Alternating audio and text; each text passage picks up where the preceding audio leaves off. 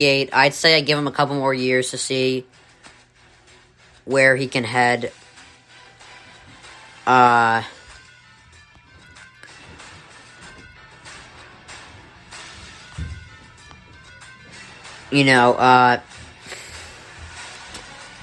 don't know. I think Bridgewater, like I said, two or 3 years for Bridgewater to see where he really is. But now that he's on the Texans with nothing really, we had to give him more years, and he's only 28. I mean, I think he's a talented quarterback. He was 5-0 as a starter with the Saints, so we'll see what he does rebuilding around them. I think after that, the Jets draft Zach Wilson. Now, I know what you guys are saying. What about Justin Fields? I have heard people saying that Zach Wilson should go ahead of Justin Fields. I really think it depends on who suits the team better. I think if the Jets trade for Watson, then the Texans take Fields. I think Fields suits the Texans pretty well. But I think Wilson suits the Jets better. I like Darnold, but I think he needs a reset because the beginning of his career has been such a disaster. I think he just needs a fresh start somewhere else. And with that being said, I think the Bears get Darnold, and you heard my voice there. I'm a little unsure about that. But I think it's perfect, kind of. Matt Nagy, I have a stat with Mitch Trubisky. And that I'm going to share in a couple of minutes. And that could prove how Darnold will do fine there. But first of all, they have a talented running back. They got a pretty good O-line. They have Allen Robinson, who had 1,200 yards and over 100 receptions this year. And they have a Super Bowl level defense. I think Darnold will do well there. Now, I think the Colts get Carson Wentz. The Colts are another team I would consider Darnold going to. But I think the Eagles, Carson Wentz beats them. The Eagles beat them to the punch because Carson Wentz is just so perfect with Frank Reich. He was an MVP candidate last time he played there. They went 13-3. They got a great O-line, great running back, and a great defense. So I think that's how. I think that's what happens there. The next step, I think the Pats keep Cam, just because, give it year 2 is always better than year 1, because, look at LeBron James. Year 1 missed the playoffs. Year 2 championship. It's rare what happened with Brady this year. Normally it's year 2. Patrick Mahomes year 2, Russell Wilson year 2. So, it's normally year 2. So give Cam one more year of Cam Newton. Don't do anything rash yet. One more year. They're gonna get a lot of defensive players back, and we'll see what he does there. Step 6, this is a tough one, but I'm gonna say the Falcons get Fields.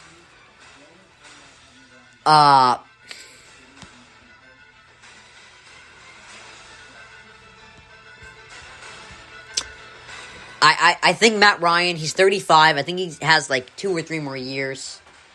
And I think Fields is great for this. I think Fields is a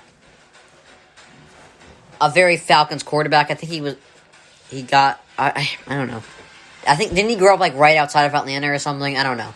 But they got Arthur Smith, an offensive-minded coach. That's the first one Matt Ryan has had. So we'll see how he does with that. But I think they draft Justin Fields so he can learn under Matt Ryan for a bit. Kind of like Mahomes with Alex Smith and Love with Rodgers. I think they do that. Next up, I think Texans take Trey Lance. He's a lot like Deshaun Watson.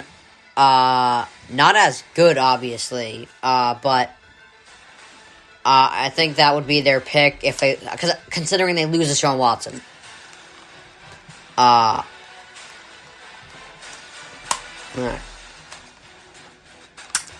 And he can learn under Bridgewater for a bit.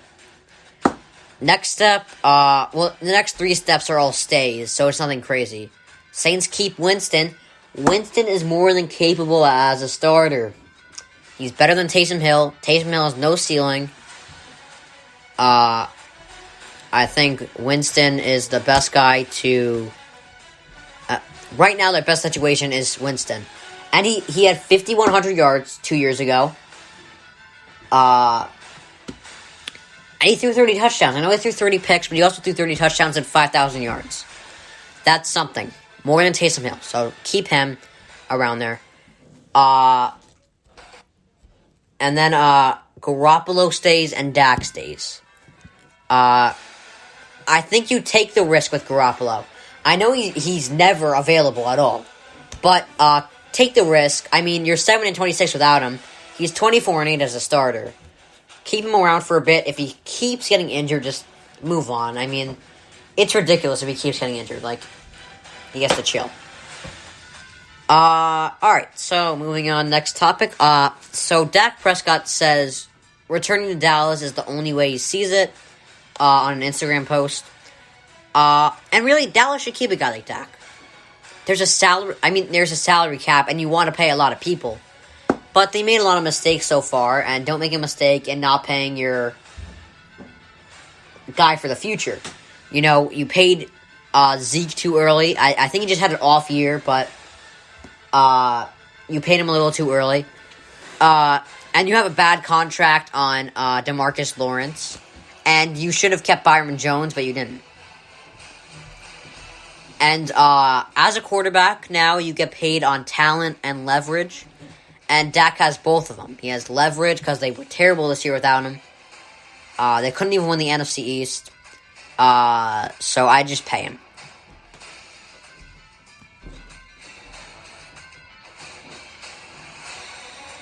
So the Browns will reportedly take a look at J.J. Watt. I don't think this is a destination for him. The Browns have been stable for 1 year. And I do think Stefanski created a culture here, and I do think they will be, that they're on the right track for the future. But there are teams that are closer to the Super Bowl, and that's what Watt wants. I've actually heard the Texans are going after him, and I think that's a good call, because Mike Vrabel was his defensive coordinator, and they could draft a pass rusher, and if they can draft a pass rusher in the draft and pick up J.J. Watt, that would go a long way for their pass rush. So we'll see where they go there. So, the Utah Jazz continue to roll. And if you remember last year, before quarantine, they were hitting. But then, they were rolling. But then quarantine happened. And they also lost Bojan Bogdanovic, a three-point shooter. And the way I look at it, they've always been a great team. With great pieces and a great coach. But they've never had a wing defender to guard a Kawhi or a LeBron. And I still don't think they have that. They don't have a wing guy that can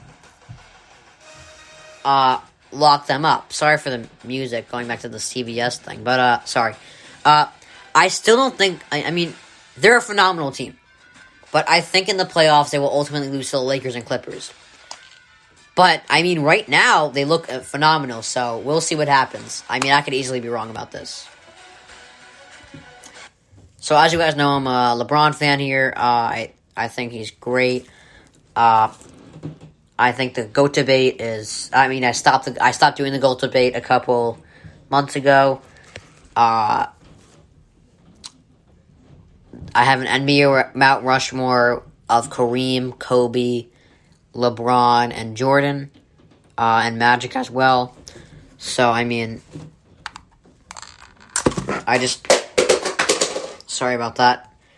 I just, I don't understand the hate he gets at all, because he's one of the best players to ever play the game, and just because he is a threat to Jordan, and I know they deny that, but let's face it, he's a threat. He's right up there with Jordan, no matter what anyone says. He has Jordan beat in almost every statistical category, and he's been to almost double the amount of finals as Jordan. So, I know this is going to drive LeBron critics crazy. So, I heard a story. So, during the NBA lockout, I don't know why there was a lockout then, but it doesn't matter because it's probably something controversial and I don't want to bring it up. So, in 2011, there was a lockout. LeBron was rebuilding his body to play football. He was offered tryouts by the Seahawks and Cowboys, and he said, I could have made the team, but I wouldn't try out. Now, let's be clear here. LeBron was an all-state receiver in Ohio. Obviously, he was more slender back then. But let's compare LeBron, because he played tight end. Let's compare him to the best tight end in football. Travis Kelce. 6'5", 260. He runs a 4.6.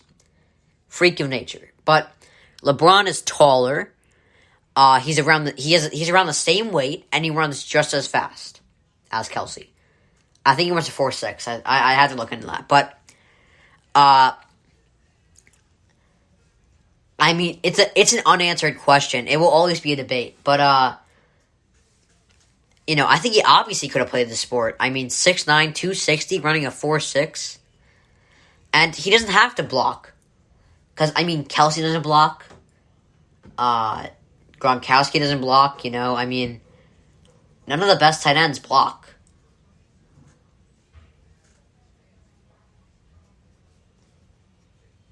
Except for, what is it?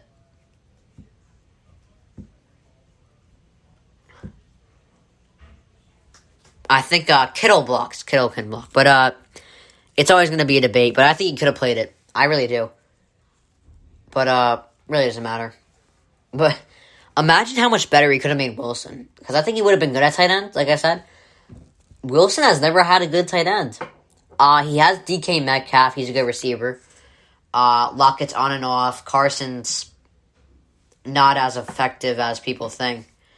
And their defense has not been top 10 in a while. But he would have made that 2015 Seahawks team so much better than they actually were. So, back to the Browns looking at J.J. Watt. Obviously, any team can use J.J. Watt. It's obvious, but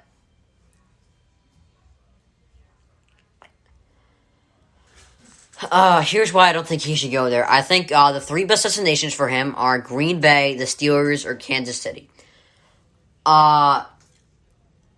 And if he chooses any of those three teams, I think he's good. He's golden. They are all well-run franchises. They win a lot, and it's it's easy to win there. And, people like Green Bay always lead in the second half. And J.J. Watt will be rushing a trailing team. That's a lot less pressure. When he normally rushes teams with a lead. And every year, there are like 4 new playoff teams.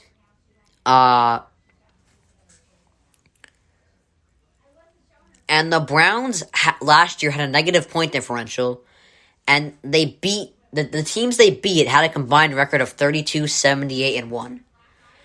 So I'm not saying I think it's going to happen, but there's a chance the Browns don't make the playoffs next year because they have a very tough schedule. I don't know anyone else they have, but they have Green Bay and the Chiefs.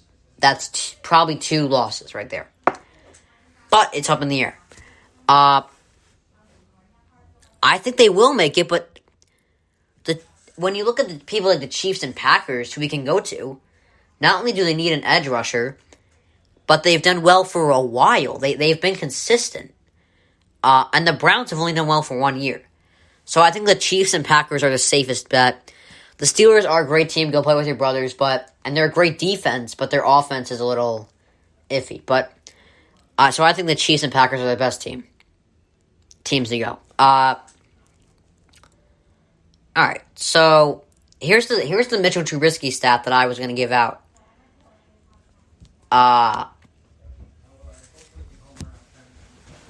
So the Colts and Bears are considering going after Wentz. So I'm going to get the boring part out of the way. I think the Colts are the best position. They have a top 3 O-line. They have Jonathan Taylor and a great defense. And under